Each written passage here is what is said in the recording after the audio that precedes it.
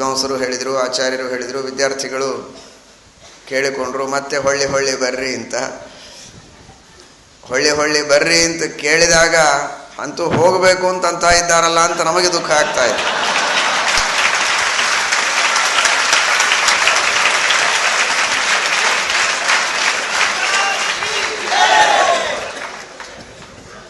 ಇಲ್ಲೇ ಇದ್ದವರು ನಾವು, ಹೊರಗೆ ಅಷ್ಟಿದ್ದೀವಿ, ಅದಕ್ಕಿಂತ ಹೆಚ್ಚಿಗೆ ಇಲ್ಲಿದ್ದೇವೆ ನಾವು. ಮೊದಲಿಗೆ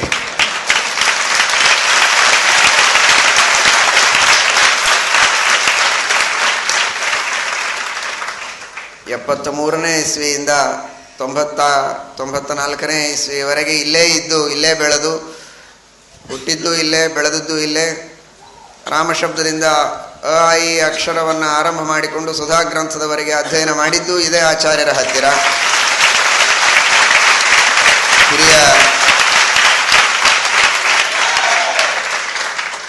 ಹಿರಿಯ ಆಚಾರ್ಯರಲ್ಲಿ ಪಾಠದ ಪ್ರಾರಂಭ ಆಯಿತು.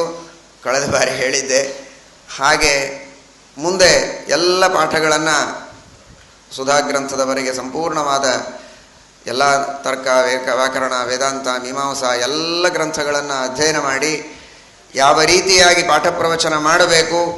ಅನೇಕ ವಿದ್ಯಾರ್ಥಿಗಳು ಹೇಳಿದರು ಮೊನ್ನೆ, ಪಾಠ ಪ್ರವಚನವನ್ನು ಮಾಡಬೇಕು ಅಂತಂದರೆ ಇವತ್ತು ದೇವರು ಏನೋ ಒಂದೆರಡು ಅಕ್ಷರ ನುಡಿಸ್ತಾನೆ, ಉಪನ್ಯಾಸ ಮಾಡಿದ್ದಕ್ಕೆ ನೀವು ಚಪ್ಪಾಳಿ ತಟ್ತೀರಿ, 100 ಅರ್ಥ ಹೇಳಿದರು, 50 ಅರ್ಥ ಹೇಳಿದರು, ಹಾಗಾಯಿತು ಹೀಗಾಯಿತು ಅಂತ ಜನ ಎಲ್ಲ ಚಪ್ಪಾಳಿ ತಟ್ತಾರೆ.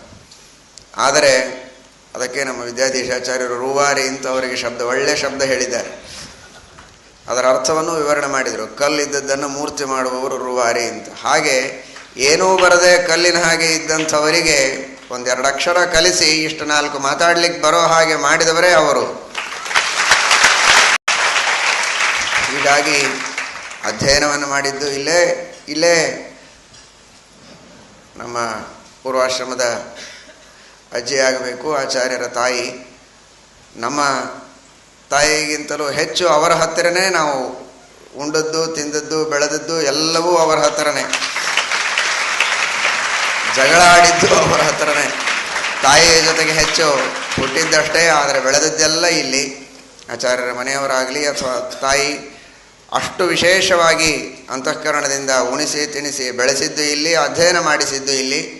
ಇಷ್ಟೆಲ್ಲ ಮಾಡಿ ಒಂದೆರಡು ಅಕ್ಷರ ಏನೋ ಮಾತಾಡಲಿಕ್ಕೆ ಕಲ್ಲು ಮಾತನಾಡೋ ಹಾಗೆ ಆಗಿದೆ ಅಂತ ಅನಿಸಿದ ಮೇಲೆ ಸ್ವಾಮಿಗಳು ಪೂರ್ಣ ಅನುಗ್ರಹವನ್ನು ಮಾಡಿ ತಲೆಯ ಮೇಲೆ ಕೈ ಇಟ್ಟು, ಯೋಗ್ಯತೆ ಇದೆ, ಹಾಗಾದರೆ ಪರವಾಗಿಲ್ಲ, ದೊಡ್ಡವರ ಹತ್ರ ಅಧ್ಯಯನ ಮಾಡಿ ಬಂದಿದ್ದಿ, ಶ್ರೀಮದಾಚಾರ್ಯರ ಸೇವೆಯನ್ನು ಮಾಡು ಅಂತ ಆಶೀರ್ವಾದ ಮಾಡಿ ತಮ್ಮ ಪೂರ್ಣವಾದಂತಹ 50 ವರ್ಷದ ತಪಸ್ಸಿನ ಧಾರೆಯನ್ನು ಎರೆದು ಈ ಪೀಠದ ಮೇಲೆ ಕೂಡುವಂತೆ ಅನುಗ್ರಹವನ್ನು ಮಾಡಿದ್ದಾರೆ ಗುರುಗಳು.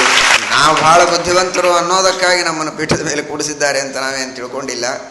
ಗುರುಗಳ ಹತ್ರ ಅಧ್ಯಯನ ಮಾಡಿ ಯಾವ ರೀತಿ ಪಾಠ ಪ್ರವಚನ ಮಾಡಬೇಕು ಅನ್ನೋದನ್ನು ಕಲಿತು, ಯಾವ ರೀತಿಯಾಗಿ ಧರ್ಮ ಪ್ರಚಾರ ಮಾಡಬೇಕು, ದೀಕ್ಷೆ ಹೇಗಿರಬೇಕು, ಸಿದ್ಧಾಂತದ ದೀಕ್ಷೆ, ಶಾಸ್ತ್ರಗಳ ಪ್ರಚಾರದ ದೀಕ್ಷೆ, ಸಮಾಜದ ಸೇವೆಗಾಗಿ ಆತ್ಮಸಮರ್ಪಣೆಯನ್ನು ಮಾಡಿಕೊಳ್ಳಬೇಕಾದಂತಹ ಒಂದು ಮನೋಭಾವ ಎಲ್ಲವನ್ನೂ ಗುರುಗಳಿಂದ ಕಲಿತು ಬಂದದ್ದಕ್ಕೆ ನಮ್ಮ ಸ್ವಾಮಿಗಳ ಮನಸ್ಸಿನ ಯಾವುದೋ ಒಂದು ಮೂಲೆಯಲ್ಲಿ ಅವರ ಅನುಗ್ರಹಕ್ಕೆ ಪಾತ್ರರಾಗುವ ಯೋಗ್ಯತೆ ನಮ್ಮಲ್ಲಿ ಬಂದಿದೆ ಎನ್ನುವುದನ್ನು ಮಾತ್ರ ನಾವು ಹೇಳಬಹುದು.